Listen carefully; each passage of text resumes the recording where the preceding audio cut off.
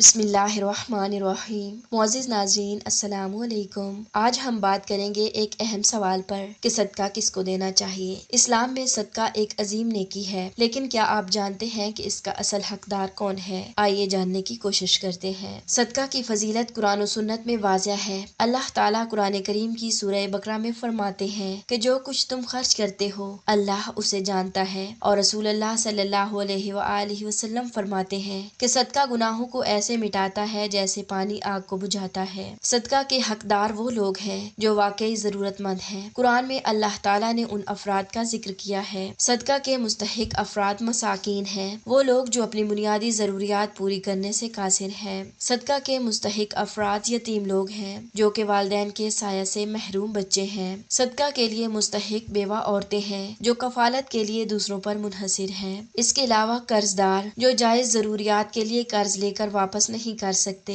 مسافر جو سفر میں پریشانی کا شکار ہو جائیں، تعلیم یا علاج کے محتاج لوگ جو اپنی تعلیم یا صحت کے لیے مدد چاہتے ہوں۔ صدقہ ہمیشہ خلوص نیت سے ادا کریں، صرف اللہ کی رضا کے لیے صدقہ دیں، دکھاوے کے لیے نہیں۔ خاموشی سے جہاں ممکن ہو اپنی مدد کو پوشیدہ رکھیں، سب سے قریبی سے شروع کریں، اپنے خاندان، رشتہ داروں اور ہمسایوں سے۔ رسول اللہ صلی اللہ علیہ وآلہ وسلم فرماتے ہیں کہ سب سے بہترین صدقہ وہ ہے جو کسی قریبی رشتہ دار کو دیا جائے جو تم سے ناراض ہو۔ صدقہ ہم پیسوں کی صورت میں بھی دے سکتے ہیں۔ اس کے علاوہ کھانے پینے کی اشیاء، کپڑے، دوائیاں یا دیگر ضروری سامان، وقت اور علم کی مدد بھی صدقہ ہے۔ صدقہ ایک ایسا عمل ہے جو نہ صرف دوسروں کی مدد کرتا ہے بلکہ ہمیں روحانی سکون اور اللہ کی قربت بھی عطا کرتا ہے۔ آئیے ہم سب مل کر ضرورت مندوں کا خیال رکھیں اور اپنے صدقات سے دنیا کو بہتر بنائیں۔ اگر آپ کو یہ ویڈیو پسند آئی ہو تو لائک کریں، شیئر کریں اور ہمارے چینل کو سبسکرائب کریں۔ جزاک اللہ خیرا۔